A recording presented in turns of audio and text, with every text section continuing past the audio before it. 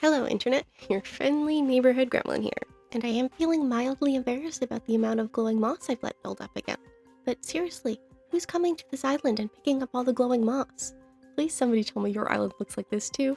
Anyway, today we're gonna give Billy a pottery studio, complete with a small apartment upstairs, and we are absolutely not going to do the exterior, which was maybe a mistake on my part. I mean, how was I to know that it wasn't going to be enough time doing downstairs and upstairs? I suppose because I could see how long it took me to do the builds. But a 40-minute video did not used to cut down this small. And this is totally because I've been cutting out more of my catalog scrolling, which I thought was a good thing. I still think it's a good thing. I don't know. Maybe people would like to see me scroll endlessly through the catalog. If you have an opinion, let me know. Anyways, I suppose we should talk about the build now. So it ends up pretty simple, and I think that's by design. Maybe by design is the wrong way to phrase that, because I didn't go into it intending it to be simple, but when we arrived at our destination, I really liked the way it looked, and I didn't want to make it more complicated. As such, there's not really that much to it. Mostly we've got what I'm pretending is the kiln in the back. I'm assuming he's also pretending it is a kiln because he asked for it. I recently discovered you could open it, but inside is a pizza, which was disappointing because I wanted to have it open because I thought that'd be real cool. But we are in a pottery studio and inside the oven is a pizza. Not really what we're going for. So in the upper left here, we have his sort of workspace, which, I mean, is not very exciting, but also kind of important. We are going to pull out one of those box seats though to put in a light, which I think is a nice touch, but also the light does not shine directly on the table, which annoys me greatly, but also there was literally nothing I could do to fix it. And what we're building in the back here is just kind of like the finished area. So you have a sink to wash all the clay off your hands, and then this little table here is the like waiting area for the kiln, for all the items that you've finished but you haven't put in the oven yet. So we just have some of the sort of like unglazed items that exist in the build. Here we are getting some sort of finished ones to put on the table out here. We delete the unglazed dishes set though, because it doesn't come in nice colors. It only looks good in clay. And I mean, objectively, it's more interesting for it not to be the exact same two pieces. And I found one of my new favorite items. I absolutely love this plate. It is fantastic. It is beautiful.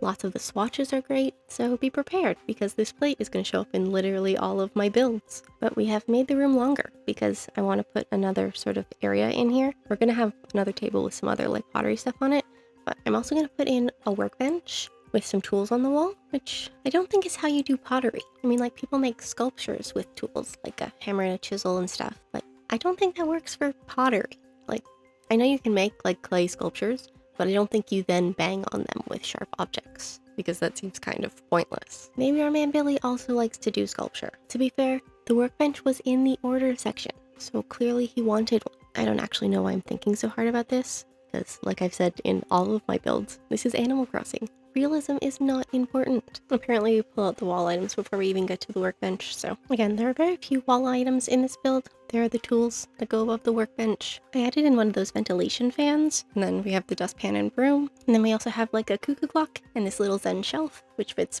perfectly above the pitcher and the sink, which you're gonna see in a moment and be so proud of me, because look at it, it's perfect. And then just that hanging scroll with the flower on it, which I just kind of liked. So we just put the workbench against the wall here, and then we head upstairs. We'll come back down and finish this afterwards. So the upstairs is pretty much just similar vibes to downstairs. We're going to use the exact same wallpaper and flooring because I like them, and it logically makes sense, which is somehow important to me today for some reason. But the furniture up here ends up being fairly minimal. You've got like the bed and the counter, stove, and the sink. He doesn't even get a fridge. It should, probably bother that logical side of my brain that exists today for some reason, but apparently it's just as hypocritical as the rest of me. We end up giving him the sloppy sink, which I was worried about for a minute, but he seemed really excited about it, so I suppose it was a good choice on our part, and also the only sink that was going to fit there and not look dumb. And then also we're going to give him a hammock, which is something I thought was a good idea at the time. Most likely by the end of the build I forgot it was there. We do just kind of shove it in the corner, so I suppose it's not that big of a deal.